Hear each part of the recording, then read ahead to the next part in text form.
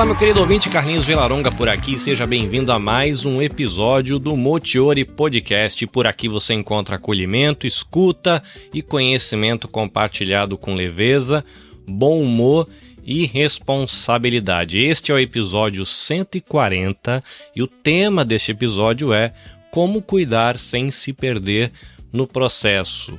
O episódio foi gravado na cidade de Toyohashi no dia 25 de julho, na edição de verão do Encontro de Ouvintes do Motiori Podcast, uma iniciativa que a gente realiza a cada 3 meses. Então, uma edição na primavera, uma no verão. A próxima edição está marcada para o outono e a gente encerra o ano sempre com a edição de inverno. Apenas te lembrando de que a gente tem episódios aqui do Motiori Podcast a cada 15 dias.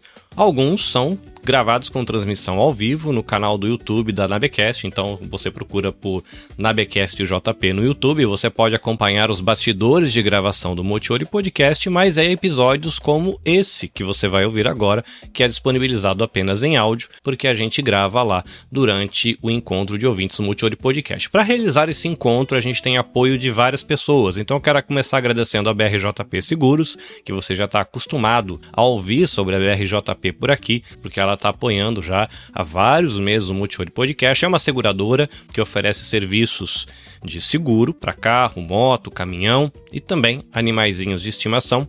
E tem todo um suporte para brasileiros no Japão. Então, se você ainda não conhece a BRJP Seguros, fica aí a dica para você procurar nas redes sociais ou mesmo procurar o site da BRJP Seguros e fazer uma consulta ali com a equipe que vai te atender e te acolher também. Eu quero agradecer a Elisa, que é a pessoa que faz a interação e a ponte para a gente poder usar o espaço físico da Vida Nova Toyohashi, que é uma comunidade brasileira de uma igreja japonesa chamada Toyohashi Hosanna Christ Church.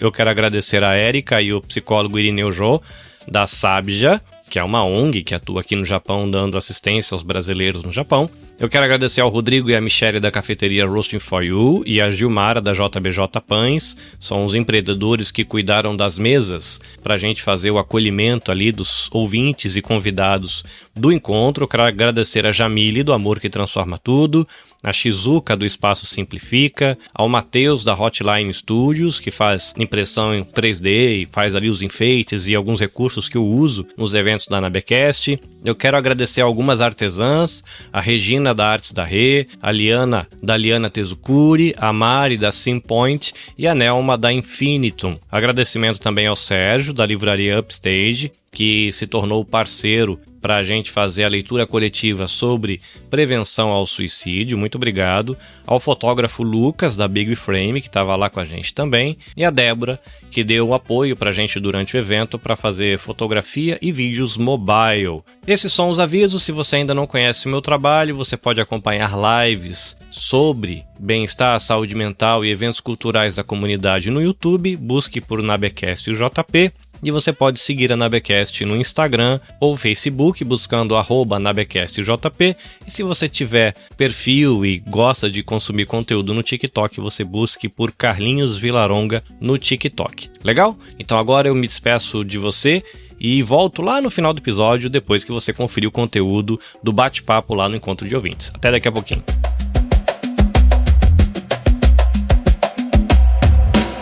Boa noite, Toyohashi! Boa noite. Tá quase bom. Boa noite, Toyohashi! Boa noite. Estamos nesse encontro com centenas de pessoas reunidas. Muito bem, seja bem-vindo à edição de verão do Encontro dos Ouvintes do Motiori Podcast. Muito bem, muito bem. A gente vai conversar hoje sobre como cuidar sem se perder no processo. Se você, por acaso, não me conhece, Carlinhos Villaronga, baiano, moreno praiano, criado no interior de São Paulo, 23 anos de Japão, pai de 2 meninos, esposo e produtor de podcast desde 2018. E o Motiori é um podcast que tem o objetivo de gerar um impacto positivo na comunidade brasileira no Japão. Eu poderia fazer podcast para falar com brasileiro ao redor do mundo, mas eu escolhi fazer diferença para o brasileiro que está aqui. E a nossa linha editorial é de falar sobre bem-estar e saúde mental. A gente fala de desenvolvimento humano, a gente fala de vida acadêmica também, a gente fala de outras áreas, mas sempre circulando essa questão do bem-estar e da saúde mental. Quem vai nos ajudar hoje é o psicólogo Irineu Jó, que está aqui representando a Sabja, vê se eu acerto dessa vez, Serviço de Apoio ou de Assistência? De Assistência ao Brasileiro no Japão, que é uma ONG que tem profissionais da área de saúde mental, e o Irineu sempre está aqui nos alegrando com seus conhecimentos. Seja bem-vindo mais uma vez, senhor Irineu. Obrigado, Carlinhos. Obrigado, gente. Yeah! A proposta que eu levei para o Irineu é da gente conversar sobre cuidado. Nós temos, na vida cotidiana, cuidado com os filhos. Às vezes, algumas famílias têm cuidado com os pais. Cuidado cotidiano, cuidado normal. Mas às vezes acontece de você ter um filho com deficiência, um filho com depressão, uma filha com um transtorno, ou uma filha com uma doença autoimune, ou um pai com Alzheimer, com Parkinson, ou um marido que sofreu um acidente, ou uma esposa que está enfrentando uma depressão severa, ou qualquer outra questão de saúde mental ou física. E a gente entra nesse papel de cuidado. E algo que me ocorreu, e aí eu conversei com o Irineu, é de que, primeiro, o que eu pensei, de que para cuidar a gente está dando algo da gente.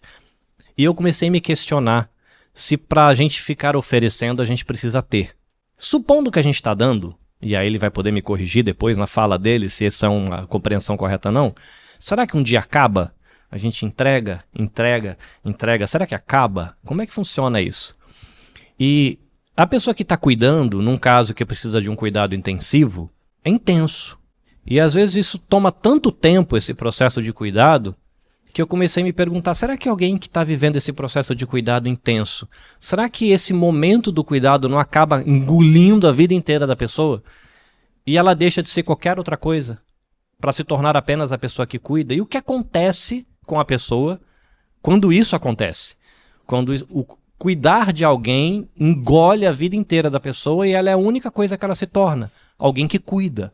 E aí corre-se o risco de chegar um dia você acordar de manhã, olhar no espelho e se perguntar, quem é esse aí? Não é mais quem eu era, eu não reconheço mais essa pessoa no espelho. E aí quando eu levei para ele, a gente trocou ideia lá na Feira MIP, trocou um pouco de figurinha, ele compartilhou, o Irineu, como psicólogo, compartilhou algumas impressões, eu fiz algumas pesquisas aqui, e eu vou trazer alguns temas soltos aqui para ele começar a refletir sobre, e lembrando sempre que não é uma conversa entre eu e ele. A gente cria uma moldura aqui, com as minhas provocações, as minhas dúvidas. Ele tem a palavra e depois o microfone vai para a mão de vocês e é o momento de vocês interagirem com ele. Tá? Então a graça desse encontro é de que é um podcast que vocês não ouvem. Vocês são o podcast, vocês estão no podcast e vocês podem fazer perguntas, tá bom? Mais uma coisa que eu achei curioso e eu vou deixar no ar aqui para ele depois assumir a palavra, é algo sobre a empatia, que empatia é você sentir um pouquinho a dor do outro. Mas eu descobri que nesse processo de cuidado existe um risco da gente ter uma empatia tão grande a ponto de pegar o que é do outro e trazer para dentro da gente. E aquilo que deveria ser do outro acaba sendo nosso e que isso pode não ser muito legal. Outra coisa que eu achei muito curioso é o sentimento de culpa que a pessoa que cuida de maneira intensa pode sentir quando ela considera a possibilidade de tirar uma folga, por exemplo. Poxa, eu estou fazendo... Mas se eu não cuidar, quem vai cuidar? Mas será que eu tenho o direito de descansar? Eu achei muito curioso esse questionamento. Aí entra também a questão de quando... que eu tinha falado, de quando o cuidar engole todo o resto da vida da pessoa.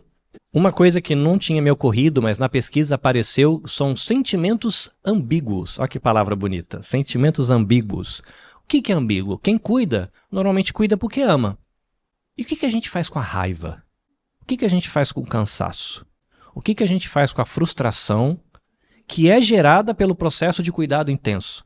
Será que a pessoa que cuida tem direito de sentir essas coisas? Será que ela pode se permitir sentir raiva? Será que ela pode se permitir sentir frustração? Eu achei muito curioso essa questão da ambiguidade de sentimentos e de que, às vezes, o desequilíbrio ali pode fazer mal. E outra coisa que é talvez um pouquinho mais fácil de perceber de que às vezes a pessoa que cuida, e é um cuidado intenso, às vezes, por exemplo, você cuidando de alguém com uma enfermidade específica, você acaba ficando habilitado para aquele cuidado e você acaba, no final das contas, meio que cuidando sozinho. Porque fica pra você, porque é você que sabe lidar com aquilo e no fim a vida vai correndo, todo mundo vai tendo vida e você vai ficando pra trás porque você tá fazendo aquele exercício de cuidado. E aí eu troquei figurinha no Zap com psicólogos e ficaram essas pontas soltas e eu falei pra ele, olha, eu vou colocar esse assunto na mesa e eu queria te ouvir pra você ajudar a gente a entender, porque eu não imaginei que cuidado fosse trazer todo esse universo de reflexões. Então, senhor Irineu, agora que eu já falei um monte, agora estou aqui para ouvir e aprender com vossa senhoria, ó, você viu? Que chique. Antes de você discorrer sobre o tema, para caso alguém não lhe conheça, por gentileza se apresente com um pouquinho mais de detalhe o que é a Sabja, e daí para frente pode puxar o trem pro rumo que você achar interessante. Boa noite, pessoal. Gratidão estar aqui mais uma vez, né, compartilhar com esse tema tão relevante, né, sobre cuidado. Faz parte do meu trabalho, cuidar de pessoas. Meu nome é Irineu, né? O Carlinhos, só uma correção, né? Ele fala Jó, mas é Joe, né? É Joe. Tá? Nunca mais erra, por favor. Esquece o Jó, né? Eu trabalho com a Sabja, né, essa NPO, né, que presta serviço de assistência psicológica para os brasileiros aqui no Japão, mas ela também atende a área de educação, assistência jurídica, ajudas com cesta básicas, enfim, ela tem uma gama de trabalhos, né, está em eventos, né, trazendo orientação, oferece curso de soldas, também trabalha com curso de japonês, né? Então a Sabja ela está bem atuante já há bastante tempo no Japão e eu estou aqui já há um bom tempo, né? Desde 2015 trabalhando junto com a SNPO, atendendo a comunidade brasileira através do consulado de Hamamatsu, mas também todo o Japão. Bom, então meu nome é Irineu, né? Minha esposa é Norika, tenho 3 filhos, e hoje estou aqui para falar com vocês, para ouvir um pouquinho de vocês também. Então, quero que vocês possam trazer as demandas, trazer os questionamentos. Podem me questionar à vontade, né? O Carlinhos despejou um monte de coisas aí, né? A minha função é fazer pergunta. Despejou um monte de coisa, vamos lá. Mas eu queria começar assim. O que é cuidar? Né? A gente fala sobre... Ele trouxe um monte de temas ali, né? De pontas soltas, como ele mesmo nomeou. Mas o que é cuidar? A gente já se perguntou, vocês já fizeram essa pergunta, o que é cuidado? O que é cuidar de alguém? De uma maneira muito simples, cuidar do outro é eu dispensar o meu tempo, a minha presença, o meu momento, a minha totalidade, a minha essência para esse outro. É eu estar presente, porque assim, para cuidar de alguém, eu tenho que abrir mão de mim por um momento. Quando a gente fala em cuidar desse outro, o que é isso? Cuidar é mais do que oferecer ajuda. Cuidar é mais do que oferecer uma ideia pronta de uma solução, porque às vezes a gente não vai ter uma solução.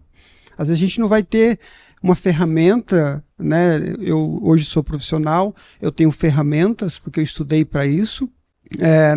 Cuidar não é só uma atribuição minha, porque eu sou psicólogo, todos nós cuidamos de alguma forma, mas em algumas situações a gente não vai ter ferramentas, e cuidar não é só ter ferramentas também, né?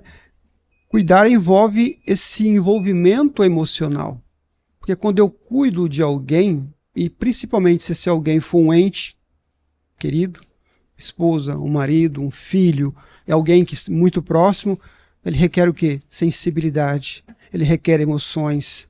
E manifesta emoções. Então, cuidar é estar principalmente presente para esse outro. Cuidar é não levantar julgamentos. Porque nós temos essa grande ideia e nós temos esse conceito de que quando... Isso é muito comum, eu vejo nos atendimentos, os pacientes dizerem assim, minha amiga, eu fui conversar com a minha amiga e eu comecei a conversar e ela começou a me julgar. Ela começou a despejar sobre mim, a falar, a trazer ideias prontas, mas eu só queria ser ouvido. E cuidar não é levar ideias. Também. Cuidar é levar a si para o outro, é se doar.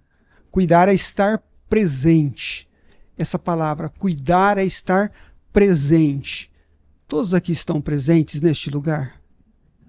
Porque às vezes a gente está aqui fisicamente, mas a nossa mente está onde? Está lá em casa, está no jantar, está no filho, está no marido, está no colega, está no barulho do ar. A gente não está presente. Cuidar é estar presente, disponível para esse outro. E isso é um ato que eu preciso abrir mão de mim. Eu preciso abrir mão desse tempo. Cuidar é entender as necessidades que esse outro tem. E quais são essas necessidades? Muitas vezes algumas estão visíveis. A gente olha e fala, nossa, ele precisa, ela precisa disso. Mas tem aquelas necessidades implícitas. Aquelas necessidades que eu não consigo enxergar. Por isso que aí requer uma sensibilidade para reconhecer que eu não estou enxergando e perguntar do que você precisa, sem um julgamento. E nós temos essa necessidade de apontar o dedo. Nós temos necessidade de julgar. E cuidar não é julgar. Cuidar não é trazer ou levar um diagnóstico mediante aquilo que o outro nos traz. E nós fazemos isso. Se fosse comigo, o que você tem é isso, o que você tem é aquilo. Ah, você está chorando por causa disso? A gente traça esse tipo de julgamento. Cuidar é responder ao outro de forma muitas vezes ética e profissional, mas principalmente respeitosa e em amor. Sabe, cuidar é mais do que ações. É criar um espaço seguro para que o outro possa se abrir comigo. Por que muitas pessoas procuram o psicólogo e não o seu marido, não a sua esposa para conversar? Porque não se tem esse espaço seguro, onde eu posso falar abertamente, onde eu posso me abrir sem ser julgado, sem ser acusado, sem ser condenado, sem ser questionado. Porque a necessidade de falar é muito maior do que a necessidade de ouvir. E para cuidar, eu preciso ouvir. Então percebe que a dinâmica, o conceito de cuidar, ele vai muito além do que eu estar ali e oferecer um serviço, eu levar água para o outro, eu dar medicamento para o outro, eu trocar o outro, dependendo da situação do cuidar. Né? Esse cuidar está realmente a minha presença genuína. Por isso que eu falei, será que nós estamos presentes aqui? Nós estamos presentes num momento em que, momento alegre, que vocês vão estar ouvindo uma pessoa maravilhosa que eu falando, linda, né? Então, você não tem motivo, né? Olha que coisa maravilhosa. Mas às vezes a gente não tá... Brincadeira, tá? Mas só a parte maravilhosa que eu deixo, tá? É que vocês não estão olhando daqui o sorrisinho da esposa. Tipo, eu concordo. Então em casa ela vai dizer... né? Mas nós estamos aqui num momento tão leve. É fácil. Só que às vezes a gente não está presente ainda. Agora imagina no momento que eu tenho que cuidar do outro. Trocar fralda. Levantar de madrugada. Quantas vezes? Nos atendimentos eu deparo com mães assim. Né? Uma situação, a gente poderia falar pra frente, mas lembrei agora uma mãe que me perguntou: é pecado eu chorar escondido no banheiro? Eu falei, claro que não, mãe. Olha a situação que essa mãe chegou. Trancou a porta, tranca a porta, deixa a criança berrar lá fora. Quando a mãe faz isso, imagina o estado emocional que ela está.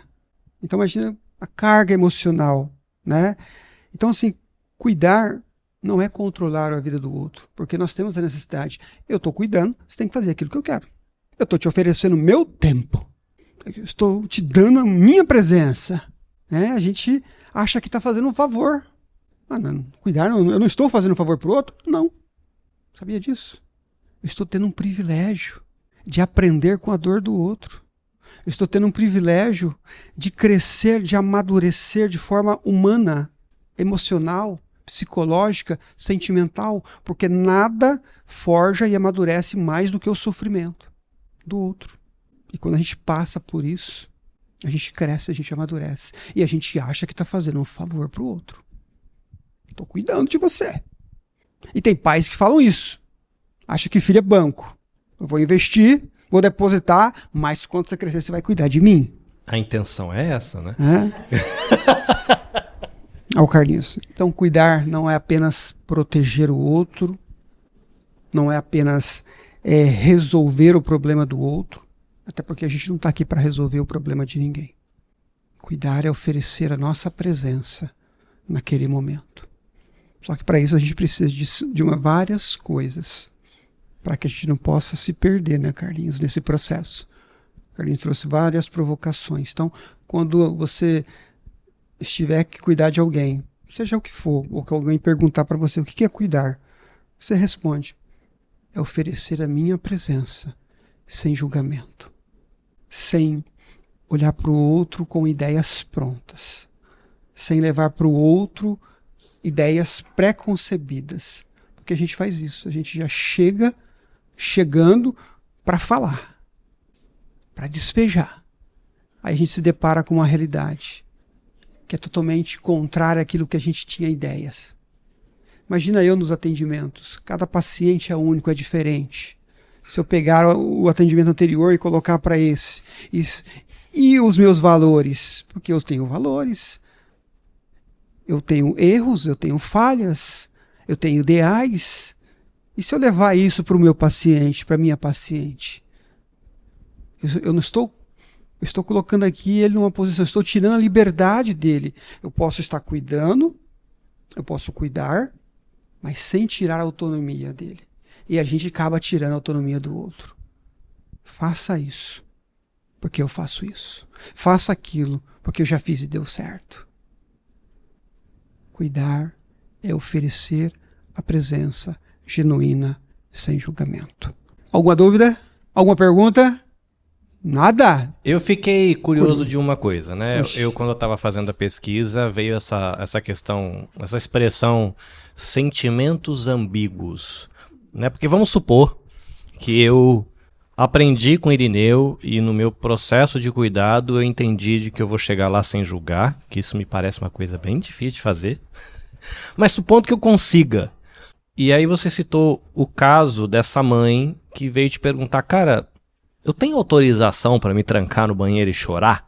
Às vezes de raiva de estar preso nessa situação, de frustração de estar preso nessa situação, de tristeza de todo o tempo da minha vida que essa situação está me demandando e eu estou sentindo que minha vida está atrasando porque eu tinha sonhos, por exemplo.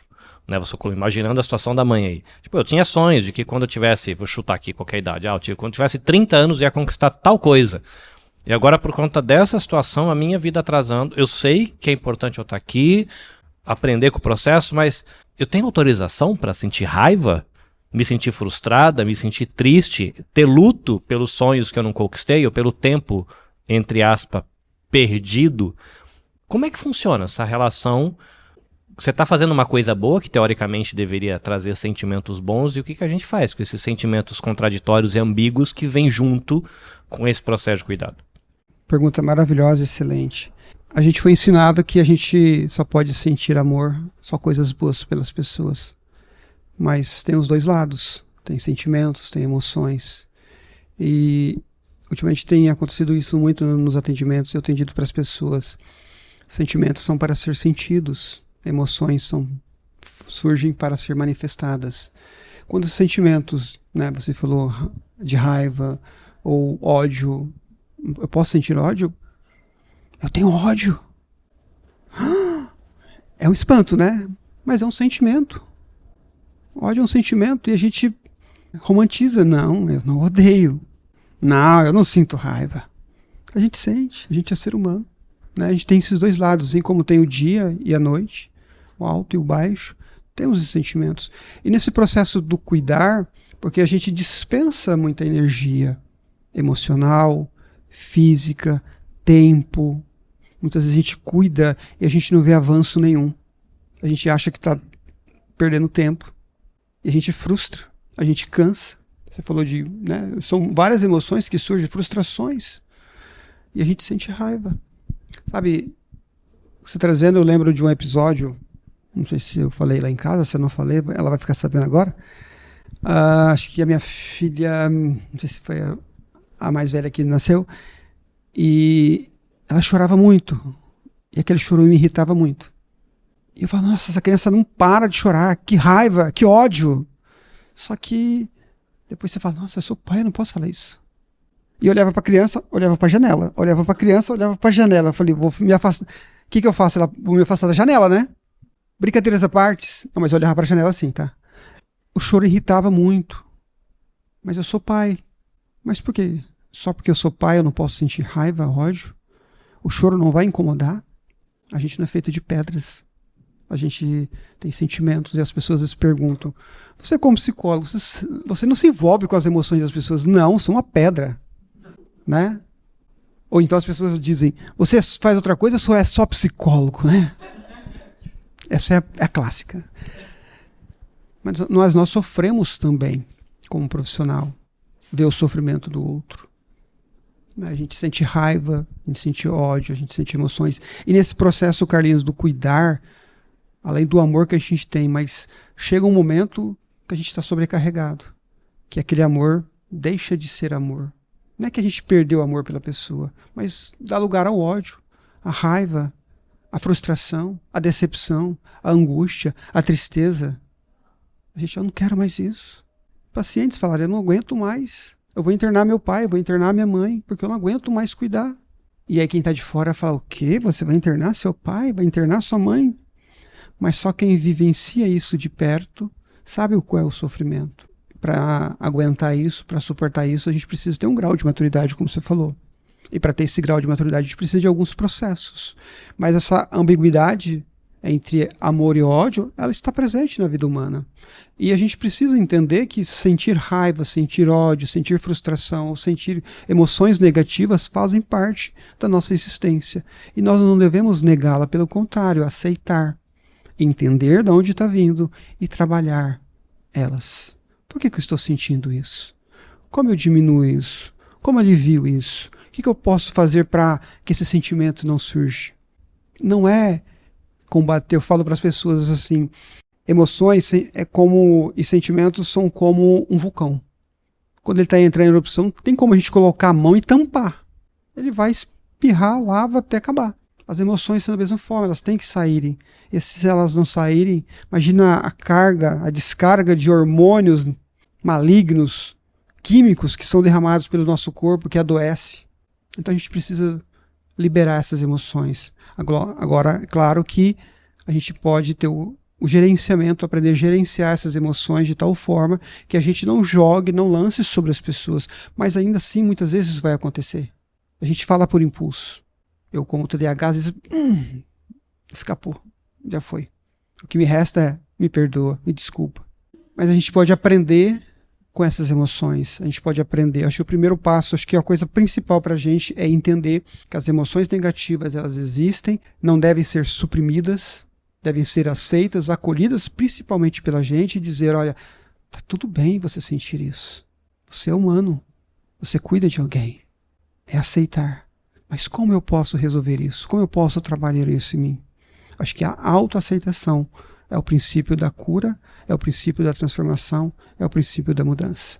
Então, esses sentimentos ambíguos, eles vão acontecer. Não dá para fugir deles. Você citou o fato de que você é apenas psicólogo e não faz mais nada. Por aí. E aí, enquanto você estava dizendo isso, você falou de que você não é feito de pedra e que você sente. Você sente raiva com situações que as pessoas vivem, você se entristece. Eu lembro que no meu processo terapêutico, enquanto estava tratando das minhas demandas, teve uma consulta específica que eu levei algumas questões, deixei as minhas reflexões, aí eu não lembro se a gente tinha chegado no final ou um pouquinho antes do final da consulta, o terapeuta falou assim, ok, hoje a gente termina por aqui, porque isso que você falou mexeu comigo, agora eu preciso de um tempo para pensar. Aí pensando nisso, e trazendo de novo uma das provocações que eu joguei aqui no começo, porque, por exemplo, o que esse psicólogo fez, né? Ele tem questões também como ser humano e as minhas reflexões, as minhas demandas também tocaram nas demandas deles. E você falou que você também sente pelos seus pacientes. Qual é a linha? Para você não pegar tudo isso que é do outro e enfiar dentro de você e não explodir ou adoecer. Onde que está a linha? Imaginando que a gente vai fazer isso com amigos, a gente vai fazer isso com cônjuge, a gente vai fazer isso com parentes, a gente vai fazer isso com pais, filhos. Como ser empático, como acolher, porque empatia tem a ver um pouco, né, com sentir a dor do coração do outro, mas Como que a gente organiza isso para não trazer tudo isso para dentro de você e implodir? Porque você tem o seu já e vai trazer o do outro para dentro. Bom, no meu papel como profissional é mais fácil porque eu tenho a super capa, então eu coloco a capa, eu viro psicólogo. Aí eu tiro a capa, já não sou mais psicólogo, né? A gente falou sobre aquela questão dos papéis sociais, né? A gente temos muitos papéis sociais, papel de mãe, papel de pai, papel de professor e papel de psicólogo. Dentro do meu trabalho, acho que de qualquer profissional, como eu falei, a gente estudou, a gente trabalha essas questões, a gente tem ferramentas que a gente utiliza para fazer, né, esse atendimento com o paciente, mesmo sentindo, mesmo olhando para as emoções, mesmo que essas emoções, essas questões que o paciente traz possam interferir muitas vezes, né, nas nossas emoções também, a gente consegue ali, de forma técnica, de forma racional, deixar isso do campo psicológico. Claro, a gente, como eu falei, a gente não é de pedra, a gente chora depois, a gente quebra depois a casa, né, fora do atendimento, mas ali a gente realmente é profissional. A gente tem ferramentas para isso, mas não só ferramentas. Qual é a ferramenta principal? Ter uma vida pós-terapia, como profissional. E isso, eu estou falando como profissional, mas isso nesse processo do cuidar é a mesma coisa. Nós estamos falando de uma pessoa que é um profissional, eu, no caso aqui, mas outros profissionais de saúde mental, né, de saúde física, ou que cuida, dependendo da sua área, ele precisa de ter uma vida pós o seu trabalho. E aí entra naquele ponto que você falou da questão da identidade. Acho que eu já poderia até entrar aqui, essa questão da identidade.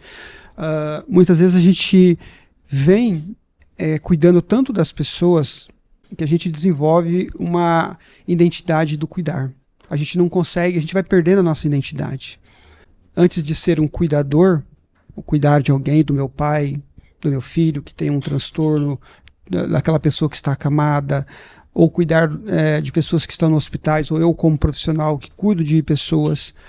Antes disso, eu sou pai, eu sou marido, eu sou filho, eu sou amigo, eu sou todas essas coisas. E quando a gente perde essa identidade, a gente começa a viver só no papel de cuidador. E como profissional, isso também é um risco muito grande. Porque às vezes a gente cabe e comete o erro de ficar no papel de psicólogo o tempo todo. Numa conversa, a gente começa a analisar, tipo Carlinhos, a postura, né? A gente começa a olhar para o casal, para as pessoas e começar a analisar. A pessoa vem conversar com a gente olha e fala, essa fala, tem algo nessa fala. Então a gente tem que tomar esse cuidado, porque senão a gente veste esse papel social e não tira mais. E a gente acaba perdendo a nossa identidade. Estou falando novamente de um papel de um profissional. Mas isso acontece com todas as pessoas que cuidam de alguém. A gente perde a nossa identidade. E a gente passa a desenvolver o entendimento de que eu só visto, eu só tenho valor se eu continuar cuidando. Cuidar para mim é a minha essência. Eu fui construído para cuidar. Eu fui formado, eu fui gerado para ser um cuidador. Eu não sei fazer mais nada. Eu já tive pacientes que falaram isso para mim, eu não sei fazer mais nada além de cuidar. Aí o pai morreu, a mãe morreu, e agora? O que me restou? Terapia. Porque eu não tenho identidade, eu não sei quem eu sou. Então, a gente corre um risco muito grande quando a gente perde a nossa identidade, quando a gente esquece que antes de cuidar de alguém, a gente é filho. Repito, a gente é filho, a gente é marido, a gente é esposo, a gente é amigo, a gente é profissional, a gente trabalha, porque a gente não só cuida, tem pessoas que trabalham e chegam em casa e vai cuidar do outro. Então, quando a gente perde essa capacidade de olhar para os vários papéis que a gente representa e a gente só fica no papel de cuidador, a gente adoece. Uma porque gera uma cobrança, eu preciso cuidar o tempo todo. E quando eu deixo de cuidar, vem a culpa. Eu não consigo parar de cuidar.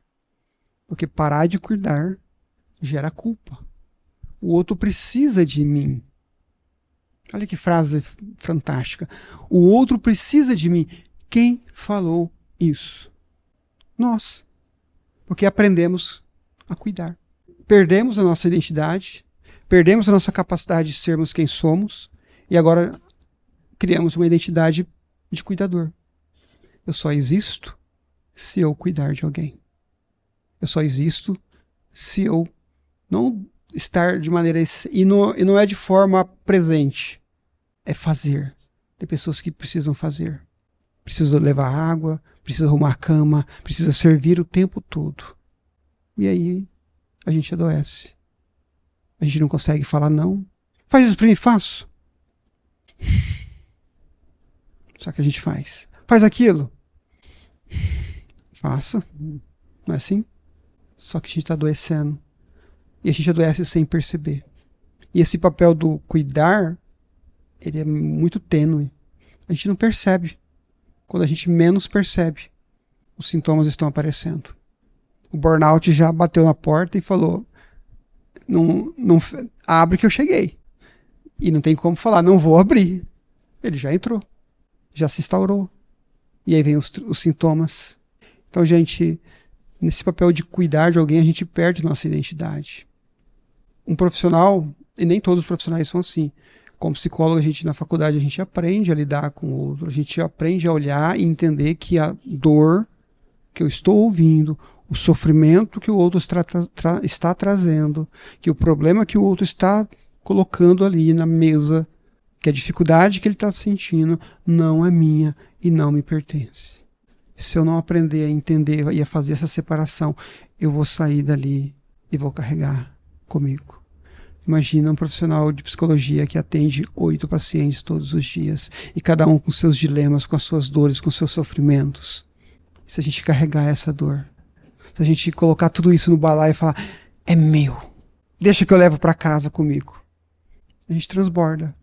Então a gente precisa entender, trabalhar, como eu falei, no caso, como profissional a gente aprende isso, mas chega um momento também que a demanda é muito grande. Como eu falei, ninguém é de ferro, nós temos emoções, nós temos sentimentos que a gente também precisa de parar, respirar, olhar pra gente e falar, peraí, eu preciso de um tempo. Como o psicólogo me fez. Que o Carlinho levou pra ele.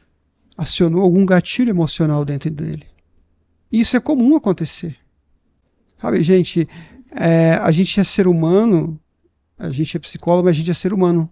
Imagina, por exemplo, alguém trazer na mesa sobre abuso infantil. Eu tenho filhas pequenas. E você está atendendo. Você está olhando com um olhar clínico, psicológico. Mas isso machuca. Só que você tem que criar um estranhamento, ficar de longe, se afastar, não permitir que as suas emoções, seus julgamentos. Por isso que o psicólogo não dá conselhos, tá? Quem vai no psicólogo para receber conselhos, procura o ChatGPT. Psicólogo trabalha. Psicólogo não dá conselhos. Irineu, falamos sobre essa questão do psicólogo não dar conselho. Isso era uma imagem errada que eu tinha quando fui ter minha primeira experiência com terapia, porque não sei por que diabos que eu percebo que muita gente tem essa imagem de que psicólogo é aquele cara que é bom de dar conselho. E aí eu descobri na terapia que não é por aí. E hoje eu sempre explico terapia como o seguinte, é um profissional habilitado para fazer pergunta boa, porque aquele filho de uma égua fazia uma pergunta de 12 segundos que eu passava 14 dias para conseguir responder, entendeu?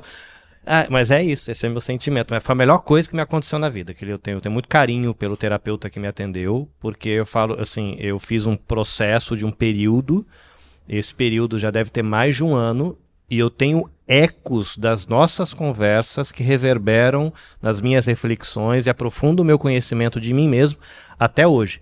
E era um cara que não dava conselho. O filho de uma égua fazia uma pergunta de 12 segundos que eu precisava de 3 semanas para responder.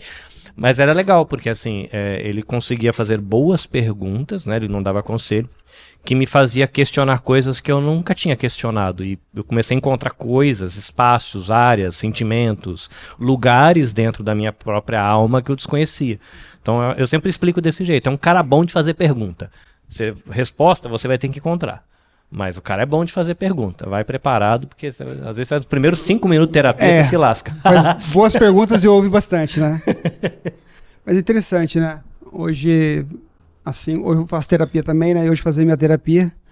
E aí o terapeuta olhou pra mim e falou, o que tem aí dentro? Aí você fica em silêncio. Aí os olhos começam a encher de água. E só com essa perguntinha, o que tem aí dentro? Emoções, sentimentos, frustrações, dor de uma pessoa que é humana, igual a vocês, que cuida de outras pessoas. Então, nesse processo de cuidar, o que tem aí dentro? Eu estou no trabalho, tenho que voltar para casa porque eu tenho que cuidar dos meus filhos. Tem alguém me esperando. Ou, às vezes, você trabalha cuidando. Eu tenho que cuidar cada vez melhor. Eu preciso estudar, eu preciso aprender, eu preciso crescer, eu preciso desenvolver para cuidar melhor. E uma pergunta. Quem cuida de você quando você está cuidando de alguém? Tem a resposta? Alguém? Ah, não, eu quero que alguém responda. Essa pergunta alguém tem que responder. Quem cuida de você quando você está cuidando? Você tem que ter esse insight de que você tem que se cuidar primeiro, você tem que se olhar primeiro para poder você transbordar para o outro. Porque quando você só dá e você não se vê, não se olha, te gera dor. E aí você acaba sendo aquele que vai dar meia boca, aquele que vai dar reclamando, aquele que vai dar achando ruim. A gente acha que eu estou fazendo no máximo, mas eu estou dando ali ruim porque eu não estou bem. Então, assim, esse processo do autoconhecimento, de precisar de uma terapia, acho que deveria ser algo obrigatório, né? Todo mundo fazer terapia. Se conhecer para poder você dar para o outro realmente aquilo que é bom. E não dar qualquer coisa, porque a gente acaba fazendo qualquer coisa porque a gente tem dificuldade de se ver. Muito bom. Mais alguém? Muito bom. Quem cuida de você quando você está cuidando de alguém? Eu não acho que a pessoa vai cuidar dela. Ela tem que, igual a Nelma falou, né? Se você tem muito, você dá muito. Só que a volta nem sempre é a mesma. Porque eu sempre tenho falado ultimamente, você dá o oceano, mas às vezes a pessoa só tem um copo d'água. E é isso que ele tem para dar. Porque a outro não dá o que ele não tem. Ele dá o que ele tem. Então, quando você se doa porque você quer. Igual a Nelma falou. E quando você se conhece, aí você dá genuinamente. Agora, quando você não se conhece, você dá e você espera do outro, aí a falta, aí adoece. Porque você tá dando o quê? Que você não tem. Então, no meu caso, né? Eu sempre falo assim, por que você dá? Eu falei, porque eu tenho muito. E eu busco muito. Mas eu não espero do outro. Porque o outro vai me dar o que ele tem, não o que ele não tem. E aí não há frustração. Porque igual o Carlinhos e a Nelma falou, se você se conhece, você sabe quem você é. Então, como, de novo, tem que se cuidar e se conhecer. E busca terapia, né? Bom, quem tá de pé, com o microfone na mão, pode falar também, né? Cadê a Elisa? Eu choro pra Elisa, cadê a Elisa? A Elisa tá lá na cozinha, ó. Na igreja a gente tem esse rolê, né, de que a gente tem essa estrutura, às vezes, de você tem alguém com quem você trabalha junto, Samuel não, Joel, né? Porque a gente trabalha junto com música, quando tem que chorar as pitangas, um chora com o outro, né? A gente se cuida também, isso é legal. Você percebe que, às vezes, a pergunta simples, provocativa, quem cuida de você quando você tá cuidando? Ninguém aqui, todos falaram, mas ninguém falou. Tem alguém que cuida de mim, a não ser o Carlinhos aqui, mas às vezes a gente não tem quem cuida da gente. A gente tem pessoas que estão do nosso lado, porque a gente está há muito tempo cuidando, e a gente perde essa identidade, e a gente não tem ninguém para cuidar. E aí entra num ponto interessante, acho que você falou aí, por isso da importância de ter o quê? Redes de apoio. Amigos, colegas, profissionais, esposo, a esposa. Não, esposa e esposa é complicado, não dá. Tem que ser... Não dá, tem coisa... Não tem como falar pra esposa, tem coisa que não dá, né? Tem coisa que não dá pra falar pro marido. Não vai entender. Tem emoções, de fato, tem coisas que realmente não dá. Mas a importância de ter rede de apoio, quando a gente cuida de alguém, a gente precisa de pessoas para cuidar da gente, para nos fortalecer. Tem um grupo que eu saio às vezes, a gente intitulou de Café Filosófico. Agora eu vou te convidar. Uma galerinha que a gente senta na mesa, a gente vai no Starbucks e a gente fica lá horas e horas falando da vida de todo mundo. Não. Só conversando. Só falando de coisas boas. Essa galera do Starbucks é a turminha do golfe? Exato. Só coisas boas. Ninguém fala da vida de ninguém. A gente ouve o que o outro traz. A gente questiona. Não concordo com o que você está falando. Mas eu nunca tinha pensado dessa forma. A gente amadurece um com o outro. A gente cresce. É importante esse espaço. É gostoso. A gente sai de lá fortalecido, renovado. sabe? Então quem cuida precisa de ter pessoas, mas não é qualquer pessoas. Eu gosto da palavra seletividade. Eu sou seletivo. Você faz exclusão de pessoas? Não. Eu seleciono pessoas. É diferente. Eu não excluo ninguém. A gente precisa aprender a selecionar pessoas para estar ao nosso lado. Pessoas que querem oferecer e que têm o que oferecer. E nessa rede de cuidados, a gente precisa de boas pessoas. Não é qualquer pessoa que vai estar ao nosso lado. A gente precisa de pessoas para acrescentar, para nos fortalecer, pessoas para dizer, como uma vez, muito tempo atrás, conversando com um amigo no Brasil, eu contando uma situação que eu tinha feito, e ele falou, não concordo com o que você fez, você está errado. Eu falei, nossa, mas eu estou aqui, vou te ajudar a resolver isso. Aquilo foi confortante. Ele não passou a mão na minha cabeça, ele não falou que eu estava certo, me deu uma bronca, uma dura, mas falou, vamos resolver junto. Aquilo que eu puder fazer por você, eu vou fazer. E aí você sai revigorado. E no ato de cuidar de alguém, de pessoas, imagina a carga emocional, os sentimentos, a energia que a gente dispensa sobre as pessoas, sobre os nossos filhos. Imagina olhar para o seu filho doente, com um transtorno, e você não saber. Tem mães que chegam para mim e falam assim, me ajuda, porque eu não sei o que fazer. Eu já fui em vários lugares, teve um que falou, olha, você é minha última esperança. Eu falei, não sei se isso é bom ou é ruim, olha a responsabilidade. Mas são pessoas que chegam angustiadas, com a única carta na mão. E olho para elas, cansadas, exaustas, desgastadas, sentindo sozinhas ou sozinhos.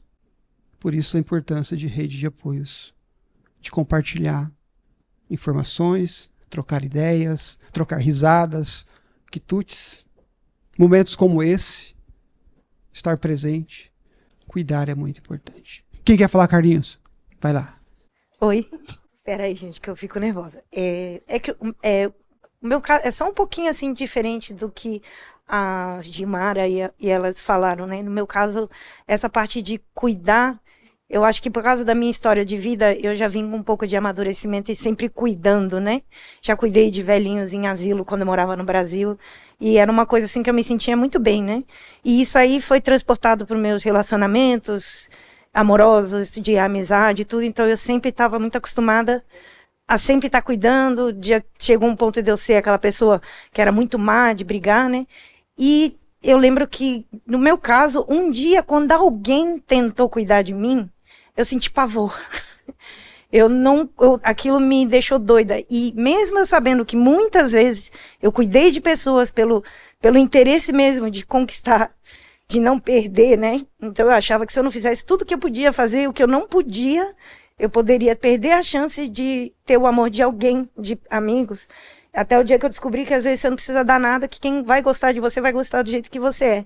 Mas aconteceu de uma vez uma pessoa chegar para mim e dizer, posso te levar no médico? Você não está bem. Por que você quer ir sozinha? Eu sei que você sabe falar japonês, mas deixa eu te levar. E conforme a pessoa me levava, aquilo foi me dando um pânico, porque eu sei que eu podia. E isso até hoje, eu sei que eu sou muito independente, né?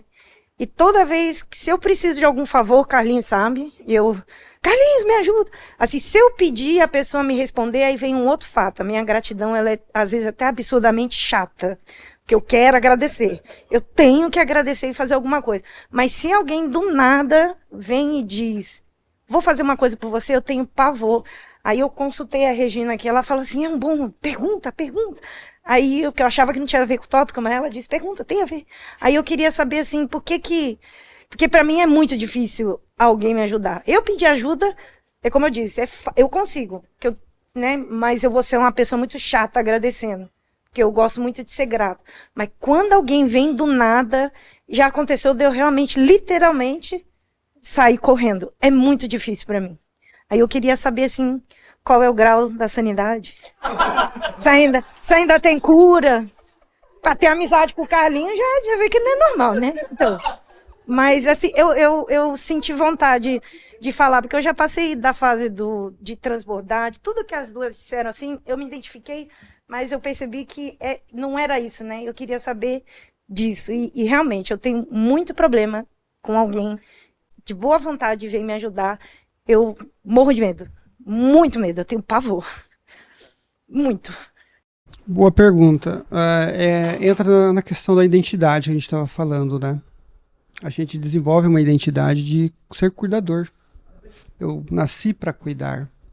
Eu não sei fazer outra coisa além de cuidar. Então a gente passa muito tempo cuidando de pessoas que a gente não consegue aceitar o cuidado do outro. E não só isso. No seu caso específico, teria que ter um processo terapêutico para entender, né? Porque você falou que tem pavor. Então a gente precisa entender esse pavor, esse medo. Se é uma ansiedade, mas às vezes aceitar a ajuda do outro tem a ver com a vaidade, tem a ver com orgulho, tem a ver com se achar incompetente. Peraí, eu cuidei a vida toda, agora eu preciso de alguém me cuidando? Isso é orgulho, isso é vaidade. E a gente precisa reconhecer isso. Por que não aceitar ajuda? Não aceitar a ajuda do outro implica nisso. Então, volto a dizer, no seu caso específico, a gente precisa realmente de terapia, porque você trouxe a palavra pavor, pânico, pode ser uma ansiedade. Mas tem a ver com tudo isso, com essa perda da identidade. Quando eu aceito a ajuda de alguém, eu deixo de ser aquele que ajuda e passo a ser aquele que precisa. E precisar está num estado de inferioridade, né? É melhor eu receber ou dar. Sempre vai ser melhor você dar, porque você está dando o que você tem. Mas quando você tem que receber? Só que ninguém é imune. Por mais que eu ajude as pessoas a vida toda, um dia ou outro eu vou precisar de ser ajudado, né? Eu gosto de duas palavras: dependência ou precisar. Eu sou dependente ou eu preciso? Quando a gente consegue sintetizar e diferenciar esses dois conceitos, fica mais fácil. Dependência é quando eu não consigo fazer nada se eu não tiver alguém. Como uma criança pequena, que precisa dos pais para comer, para se alimentar, para se vestir, porque se deixar ela vai morrer. Ela é totalmente dependente. Agora, precisar não tem a ver com dependência, tem a ver com serviços. Muita gente precisa do meu serviço como profissional, mas eles não são dependentes do psicólogo, apesar de que muitas vezes as pessoas criam a dependência do psicólogo, vão à terapia para buscar conselhos. Eu devo me casar ou não? Largo? Fico. Vou para o emprego? Não, isso acontece, tá? Mas quando eu consigo sintetizar esses dois conceitos, precisar e depender, fica muito mais fácil. Então, assim, nesse processo de cuidar, a gente perde essa nossa identidade. Por quê? Porque tem um sentimento de culpa também. A gente se sente culpado, porque a gente só acha que temos valor se a gente está ofertando. Não é assim? A gente está tanto tempo naquele papel, como eu falei, a gente veste o papel de cuidar, que a gente não consegue mais tirar esse papel social. Seria como se fosse uma roupagem. O tempo todo eu preciso cuidar de alguém. O tempo todo eu preciso servir alguém. Imagina para essa pessoa sentar por um instante. Não posso sentar. Tem tanta coisa para fazer. Tem roupa para lavar, tem roupa para passar. Então, faça terapia. Eu ia entrar nesse assunto dela. É a mesma coisa, só que devolvendo a pergunta para os homens. Sobre quem cuida de você. E a pergunta é, você acha que você precisa de alguém cuidando de você? E se você precisa de ajuda, você consegue pedir ajuda para alguém? Porque os homens são treinados a serem autossuficientes e cuidar da família e achar que nunca pode se pôr nesse lugar vulnerável de ter alguém cuidando dele. É por isso que os homens, na sua grande maioria, se suicidam muito mais que as mulheres, porque ele acha que ele sempre vai conseguir resolver os seus próprios problemas, né? E nunca vai precisar de ajuda. Então a pergunta devolvendo a pergunta se você consegue pedir ajuda quando sentir a necessidade de que precisa de alguém cuidando de você. O homem tem essa dificuldade realmente, né? Os papéis sociais, né? A gente já fez um podcast aqui só com essa saúde emocional masculina, foi muito top, né, Carlinhos? Lembra? Precisamos fazer outro, foi maravilhoso. O homem foi educado para não expressar sentimentos, para não expressar emoções, para ser não cuidador. O homem não cuida, a mulher cuida. O homem protege. O homem é aquele que leva o alimento ou levava o alimento para casa. E nesse processo social, o homem passa a não buscar ajuda. Como eu falei, nas rodas de conversa que a gente tem, em nenhum momento a gente fala da nossa dor. Claro que o espaço é para outro, mas o homem tem essa dificuldade.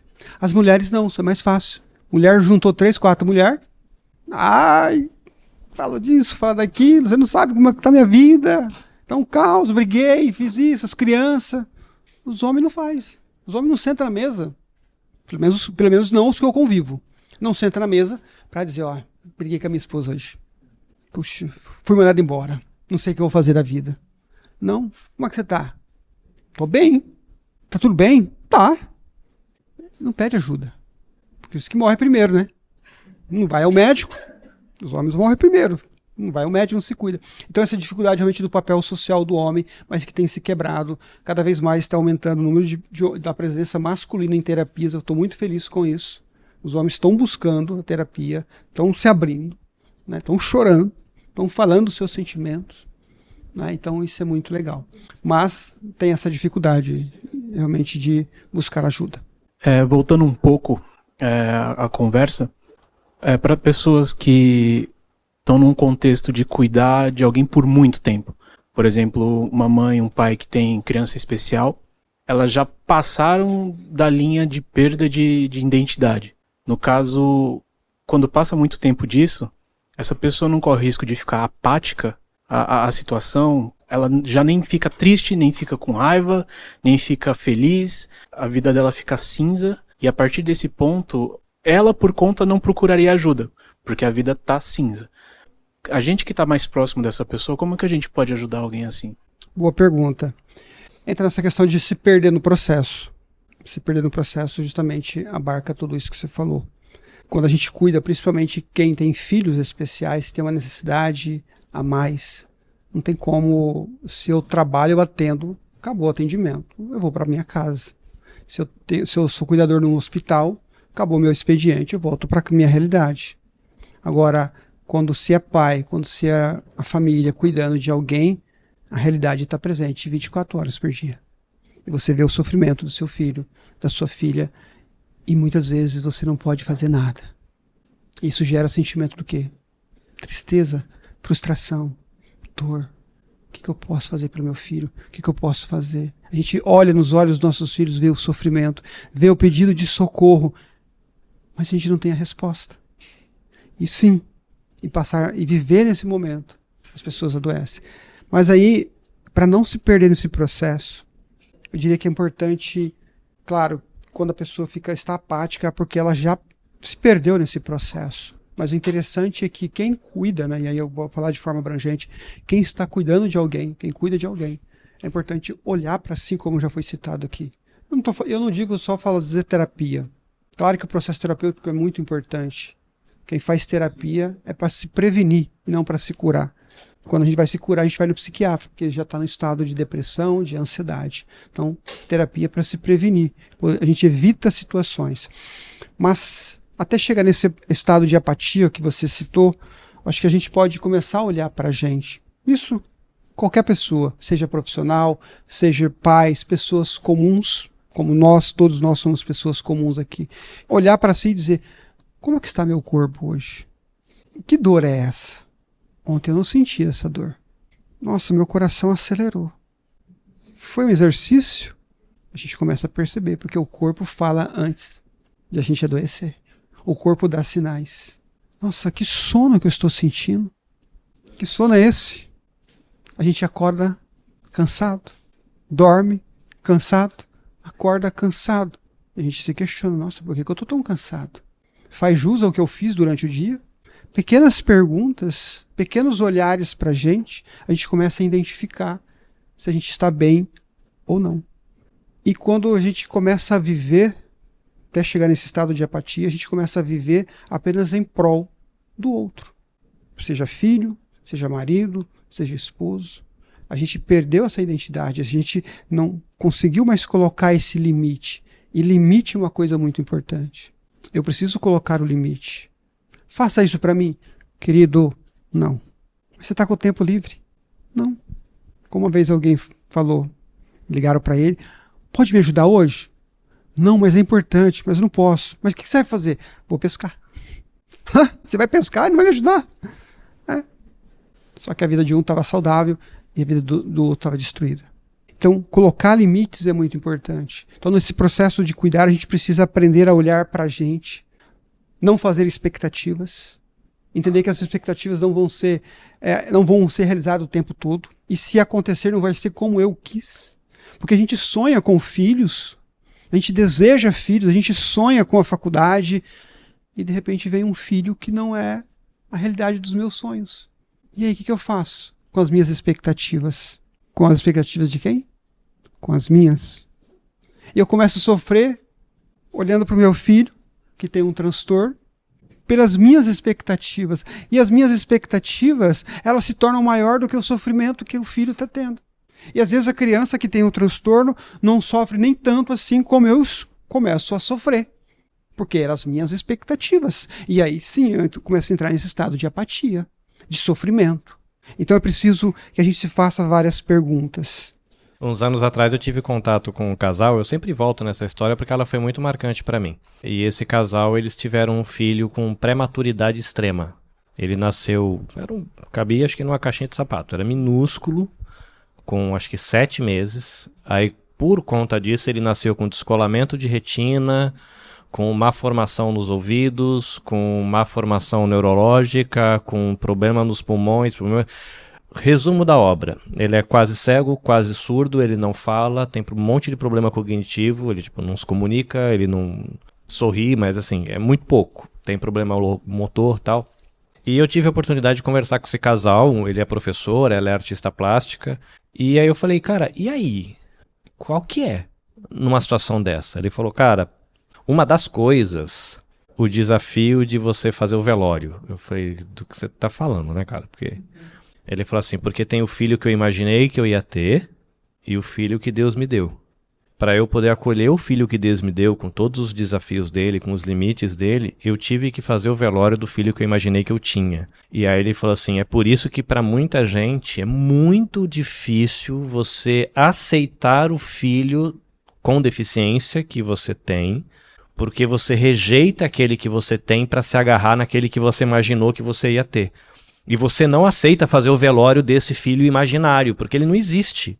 Você vai ter que aceitar isso que é. E aí ele falou que ele viveu esse processo. Eles falando, a gente viveu esse processo, foi difícil, a gente chorou, porque é um velório. Você imagina, ele vai pra faculdade, ele vai crescer, ele vai namorar, vai casar, vai trazer os meus netos aqui em casa. Ele falou, o meu filho não vai fazer nada, porque ele nunca vai namorar, ele nunca vai casar, e o que mais dói pra gente é porque a gente vai morrer antes e eu não sei quem vai cuidar dele, e ele vai precisar de gente pra cuidar dele até morrer. E aí eu falei, cara, e como é que vocês lidam com isso? Porque assim, quando a gente teve o meu primeiro filho, a gente sonhava com o dia que a gente ia poder voltar a ver cinema. Porque era mó legal quando a gente era moleque, ia no cinema, aí levava as coisas dentro da bolsa pra gastar menos no cinema. Mas não dava, cara. Como é que você vai assistir Avengers com uma criança enfiada na bolsa? Não tem, tive que esperar ele crescer pra um dia ele dormir na casa de alguém pra me conseguir ir no cinema com a minha esposa de novo 10 anos depois, sei lá, pra assistir um filme de adulto. E eu falei, cara, você não tem isso, né? Tipo, não existe expectativa de ninho vazio. Porque no caso deles não tem. É uma criança que ela é dependente. É um bebê pra sempre. Ele tá enorme, já deve estar com seus 16, 17 anos, sei lá. E não tem jeito. E eu falei, cara, como é... E aí? Ele falou, cara, uma das coisas muito importantes pra gente é isso. Eu falei, isso o quê? Pessoas que se importam e perguntam porque eu posso falar o que eu tô sentindo.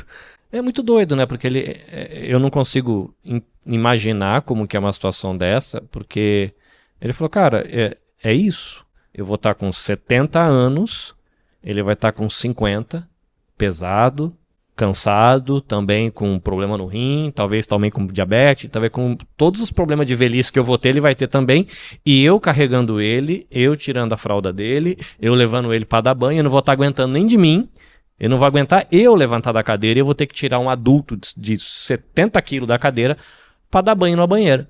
E vai ser minha vida para sempre. Então, momentos como esse é super importante para mim. Porque são momentos onde eu posso pegar e falar. Aí uma coisa que ele disse que eu não imaginava, ele falou assim, olha, você vê que coisa maravilhosa quando vem alguém aqui e fala assim, tá tudo em ordem, medicamento, não sei o que, ele tá dormindo.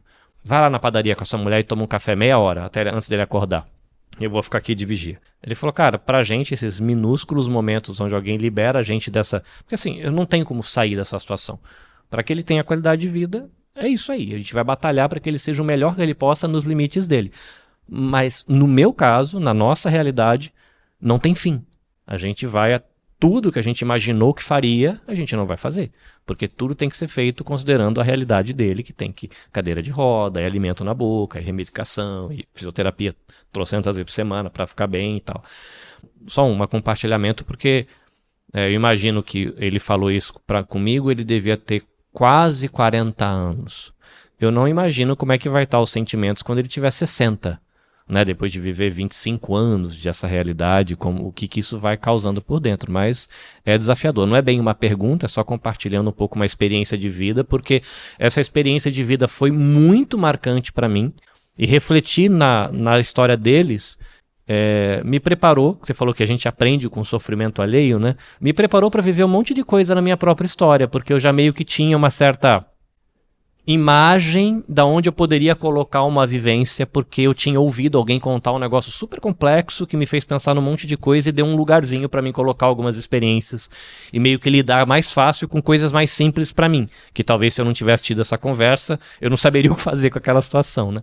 Mas aqui é só um compartilhamento alheio, se você quiser trazer alguma consideração de tudo isso que eu falei, mas aqui eu achei interessante compartilhar, que parece que faz um pouco sentido dentro do que a gente está falando. Só tô devendo a resposta dele aí, né? Eu só conheço você como Lu. Seu nome é? Lucas. É que eu tenho intimidade de outra pessoa, então a gente... Só eu vou responder, tá? Só aguenta aí. A colocação, né, que eu queria colocar, Carlinhos, quando isso acontece, acho que a gente tem que olhar para a nossa realidade. Acho que cada um de nós temos a nossa realidade, então a gente tem que olhar a partir da nossa realidade. A minha realidade não é a sua realidade de cuidar de alguém. E aí serve até para a sua pergunta. No caso dessa pessoa, eu não consigo, estou tentando imaginar o sofrimento que é a vida que eles levam, realmente uma vida que realmente totalmente... Aí entra aquele conceito, eu falei, de dependência, né? Uma pessoa totalmente dependente, né? E como se vive uma vida cuidando? Eu acredito que... Eu acho. O psicólogo não acha, mas aqui é o ser humano que está dizendo nesse momento. Eu acho que a gente precisa de ter um sentido. Qual é o sentido que eu vou dar para a minha vida a partir disso? Porque se não tiver um sentido, vai ser todos os dias frustrações, vai ser todos os dias desespero, vai ser todo dia um cansaço. Nós precisamos de sentido. O que me faz levantar da cama? O que me faz... E você falando isso, eu lembro de um colega... Ele foi trabalhar numa casa, ele falou que era de segurança, era muito rico. E nessa casa tinha 5 crianças. Todas as 5 crianças, nenhuma andava, nenhuma falava. E tinha, acho que uma menina que era normal. E ele olhou para a menina e falou, nossa, coitado dos seus irmãos. E a menina falou, coitado de você, que não entende o sentido da vida. Diante de situações assim, a gente precisa de encontrar um sentido. Porque senão a gente vai ficar sofrendo o tempo todo. Respondendo a sua pergunta, você falou de pessoas próximas. Seria isso. Quando eu tenho pessoas próximas que passam por isso, acho que pegando até a colocação que o Carlinhos trouxe, é se perguntar, o que eu posso fazer por essa pessoa? Talvez essa pessoa não está conseguindo enxergar que ela está doente. Talvez essa pessoa não está conseguindo enxergar que ela está adoecendo, que ela está sobrecarregada. Como eu posso auxiliá-la?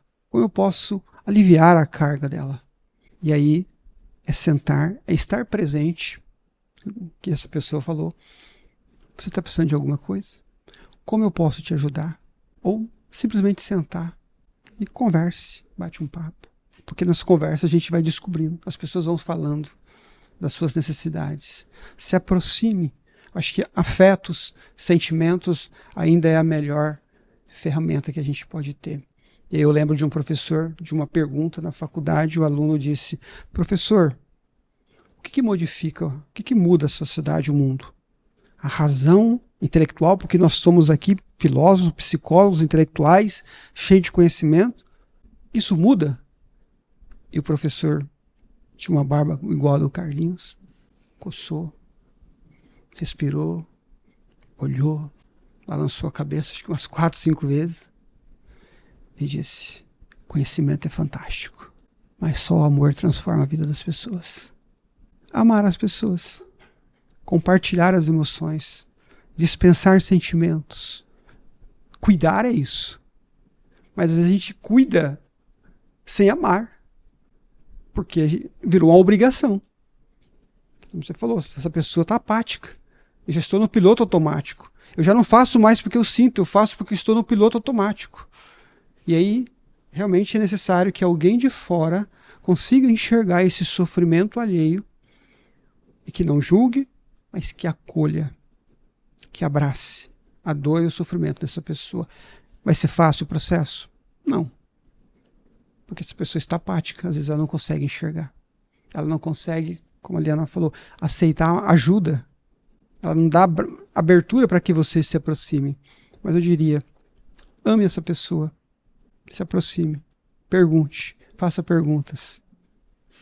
E claro, para que essa pessoa não adoece anteriormente, né, acho que para quem cuida, aí entra um conceito muito importante, que é o autocuidado, gente.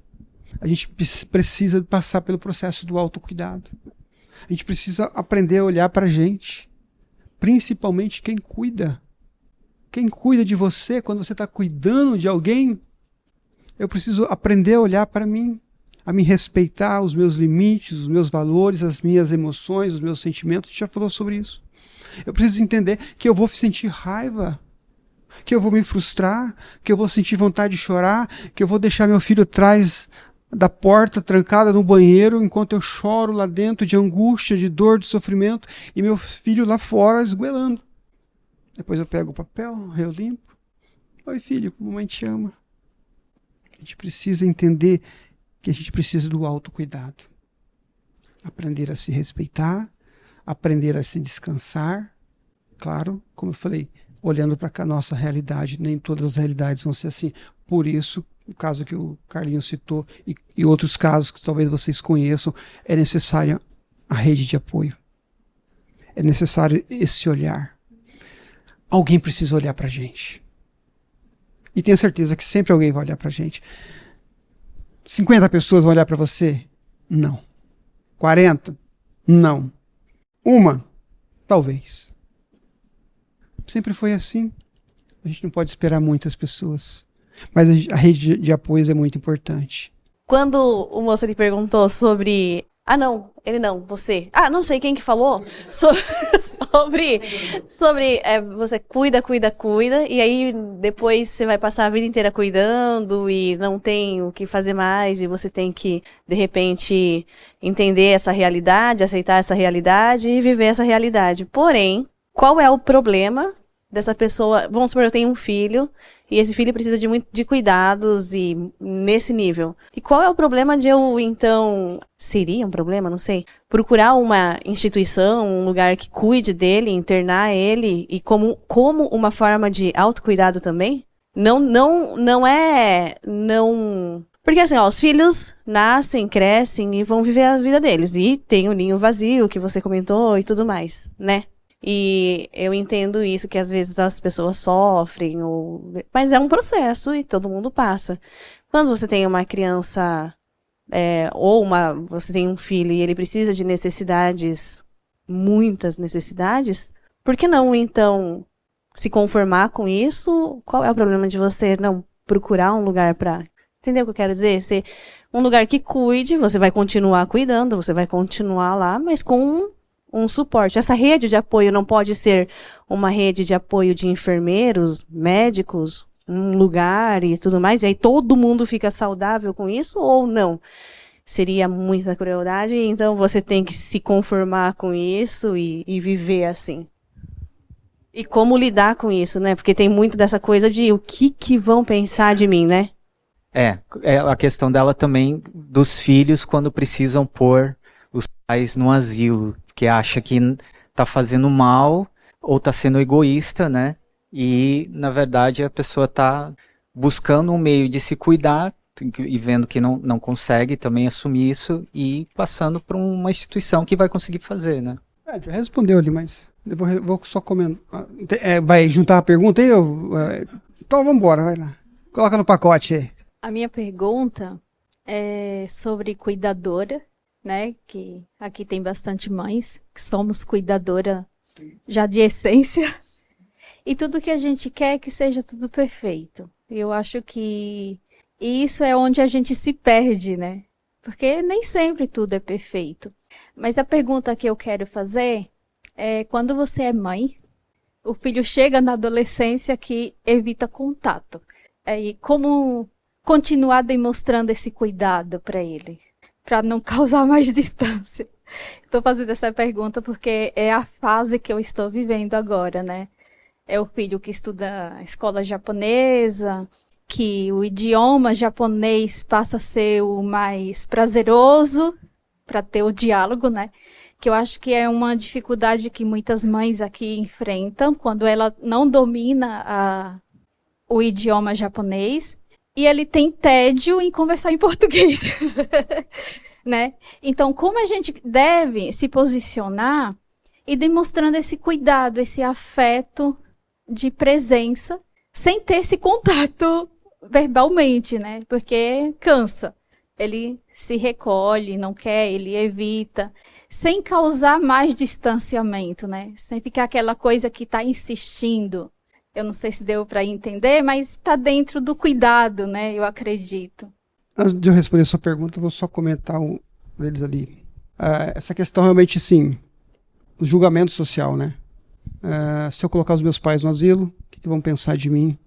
Se eu colocar meu filho numa instituição, exemplo que o Carlinho trouxe, é um casal que realmente se olharam, conversaram e falou, não, é nossa missão, vamos cuidar até o fim, ou até a gente conseguir dar conta.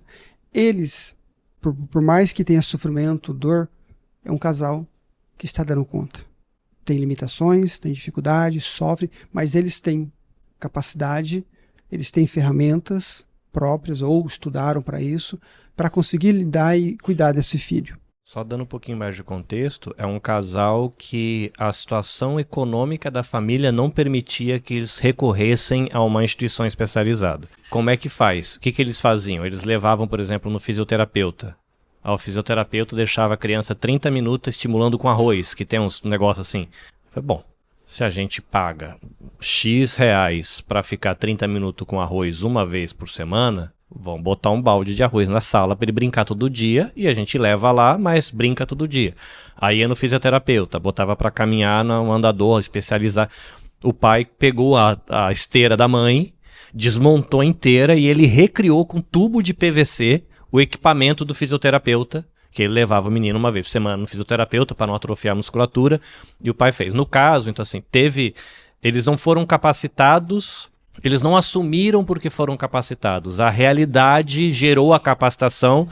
Consequência disso, eles fundaram uma ONG para acolher famílias que tinham filho com deficiência. Porque eles adaptaram a casa inteira para que a casa inteira fosse um ambiente de estímulo sensorial para uma criança deficiente. Outros pais iam tomar café com eles. E começou a ir tanta gente na casa que eles abriram uma ONG. E aí depois eles acabaram mudando para os Estados Unidos, tal, por causa do tratamento da saúde do garoto. Mas começou com essa limitação. Tipo, eles queriam cuidar, mas não tinham grana para fazer. Aí tanto que não dava para levar em tantos médicos quanto eles queriam, não podia fazer tantas sessões de fisioterapia quanto eles queriam, porque não tinha a grana. Então o pai começou a recriar, eles criaram meio aquele DIY, do it yourself, como é que tem um negócio aqui no Japão, uma expressão que eles usam, né? Tipo, faça você mesmo. Eles começaram a construir equipamento do nada, tipo, colocar as coisas na parede, construir painel, tá? Só para entender um pouquinho mais de contexto deles, né? Eles não tinham, tipo, a realidade levou eles para esse lugar de capacitação, mas não era algo prévio, né? Aconteceu. Uma necessidade, né? Uma necessidade fez isso, né? Com que eles não colocassem e assumissem a responsabilidade de cuidar. Mas, a maioria das vezes, a gente dá muito valor para o julgamento das pessoas, né? O julgamento, o sentimento de culpa. Eu colocar meu pai no asilo, minha mãe no asilo, colocar meu filho numa instituição em que, por mais que tenha mais cuidados, tenha uma equipe, o que vão falar de mim? O que vão pensar de mim? Só que aí preciso olhar para a minha vida. Eu dou conta? Por exemplo, tem pacientes que falam assim, eu nunca vou ser mãe. Porque eu não dou conta. Ela entendeu que para a realidade dela, ela não dá conta. E para a mãe que quer ter um filho, olhar isso e falar, que absurdo. Não é um absurdo. Ela não tem, emocionalmente, estrutura, ou ela não está preparada para assumir esse papel de mãe naquele momento. Talvez nem naquele momento, talvez nunca. Então ela conseguiu entender isso. Então é muito importante que a gente consiga entender e isso fique bem claro. Não há nenhum problema de eu colocar o meu filho, se eu não dou conta de cuidar, numa instituição que possa fazer isso muito melhor do que eu. Se meu filho vai estar muito mais amparado, se os meus pais vai estar muito mais cuidado numa instituição do que comigo na minha casa, qual é o problema disso? Só que socialmente isso é um crime. Socialmente isso é um pecado. Porque isso é rejeição, você está abandonando, seus pais te criaram, e agora o que você está fazendo com os velhinhos? Não quis ter filho? Agora cuida. Mas a gente precisa entender, da mesma forma que a gente trabalhou um pouquinho antes, a gente falou dos sentimentos, que a gente, tá tudo bem da gente sentir ódio, que a gente é ser humano, a gente pode entender que a gente não dá conta também. E aí vem qual é o meu limite. Carlinhos falou aqui, o psicólogo dele, vamos parar a sessão? O que você falou me incomodou. E ele foi ético, ele foi certo. Ele parou a sessão naquele momento. Ele foi um excelente profissional. Não o desqualificou, pelo contrário, ele entendeu. Eu não consigo agora, nesse momento, continuar com a sessão. Ele entendeu o limite dele. E como cuidador, a gente precisa entender o nosso limite. Só que é uma coisa que é pessoal, que a gente precisa trabalhar. Porque vai entrar o sentimento de culpa, as acusações, os julgamentos e tudo mais. As necessidades, várias coisas. Mas não tem nenhum problema da gente fazer isso. Isso vai depender de pessoas para pessoas. Claro que vai vir consequências sociais. E aí por isso que eu tenho que estar bem comigo para tomar essa decisão, essa atitude. Ela não tem que ser baseada nos outros, mas na minha decisão e arcar com a minha responsabilidade. Só que às vezes a gente é difícil para isso, porque a gente vai ser julgado, a gente vai ser bombardeado, e por isso que a gente às vezes não faz isso. Eu conheço muitas pessoas que estão ali tratando, cuidando, meia boca, como diz, porque não querem colocar numa instituição, porque eu vou ser mal falado. Então prefere levar de qualquer forma. Mas é muito importante eu entender o meu limite. Quando a gente consegue entender o nosso limite, a gente consegue cuidar melhor do outro. Respondendo a sua pergunta, é uma fase complicada, essa adolescência, né? Não é ser humano, não sei o que a gente pode dizer, né? Que conceito a gente vai dizer, né? Crianças, juvenis, adultos, adolescente, né? Afetos, carinhos, se aproximar deles de forma que eles gostem, começar a identificar coisas no meu filho que muitas vezes eu consigo falar, que eu consigo conversar. Claro, como você falou, a dificuldade de verbalizar isso, independente se fala japonês ou não, isso acontece com qualquer ser, né? Porque se ser adolescente, não sei de que planeta vem, mas ele se afasta dos pais mesmos, né? Porque ele acha que agora ele está começando a descobrir a sua identidade. Tu é careta, tu não entende, assim, tu não fala, né? Eu peguei um paciente, acho que ele é gaúcho, e aí ele falava, né, do filho dele, de AIDS. O filho dele falava, tu não me entende, tu é careta, tu é um pai chato, né? Mas é uma fase realmente muito difícil, que todos nós aqui enfrentamos, que passamos, quem tem filhos, ou quem não tem, quando o filho chegar na adolescência vai passar, são todos, isso acontece principalmente com os homens, né, que tem essa dificuldade de esse afastamento. Quando está na escola japonesa, isso acaba, não vou dizer piorando, mas até pela questão cultural, né, que eles se afastam um pouco, mas eu diria para você, encontre pontos em comum entre você e ele, assuntos que são pertinentes para vocês dois, e construa pontes, processo, sabe? Quantos anos ele tem?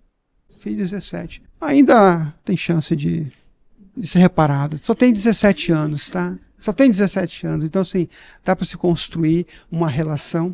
16. Amor, daqui a pouco é 15, né?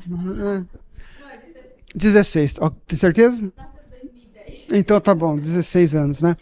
Mas construa pontes de afetos, pontes de amor, né? Às vezes numa situação dessa, como você relatou, às vezes o verbal vai ser muito complicado.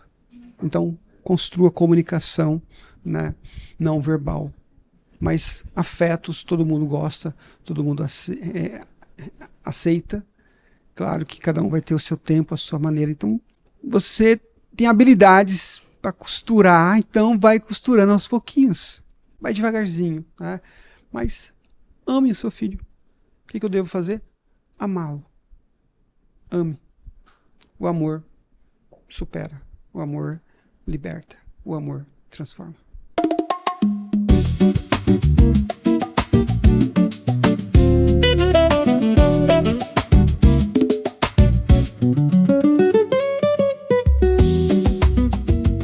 É isso, querido ouvinte, estamos encerrando o episódio 140 do Mochiori Podcast, um episódio muito especial gravado em Toyohashi durante o encontro de ouvintes.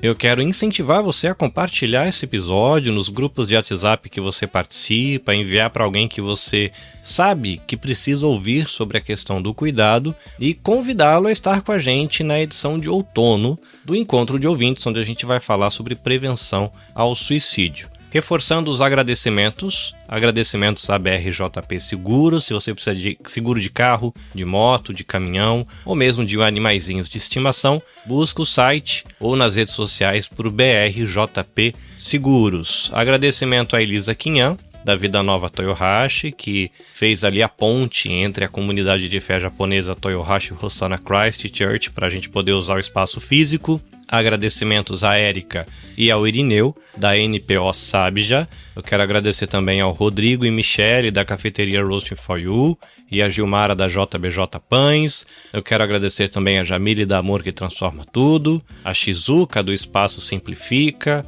ao Matheus, da Hotline Studios. Eu quero agradecer às artesãs que apoiaram a iniciativa, a Regina, do Artes da Rê, a Liana, da Liana Tezukuri, a Mari, da Simpoint e a Nelma, da Infinitum. Agradecimentos ao Sérgio, da Livraria Upstage, que está apoiando o grupo de leitura coletiva e já ajudando a gente a organizar o encontro de ouvintes de setembro, que vai ser sobre prevenção ao suicídio. Eu quero agradecer ao fotógrafo Lucas, da Big Frame, e a Débora, que esteve com a gente lá dando uma força com fotografia e vídeos mobile. Reforçando nossas redes sociais, Nabecast no YouTube para acompanhar lives e gravações de episódios do Mochiori Podcast, Nabecast JP no Facebook e Instagram, onde eu tô mais ativo, interagindo ali nos stories, na DM, na comunidade do Instagram. Fica aí o convite também para você participar do nosso canal, acho que é canal, o jeito certo de falar, o canal que a gente tem lá no YouTube, e Carlinhos Vilaronga no TikTok. É isso, foi bom te ter por aqui. Mochiori Podcast, acolhimento, escuta e conhecimento compartilhado com leveza, bom humor e responsabilidade. A gente se encontra em breve aqui no feed do Mochiori Podcast. Até mais, sayonara!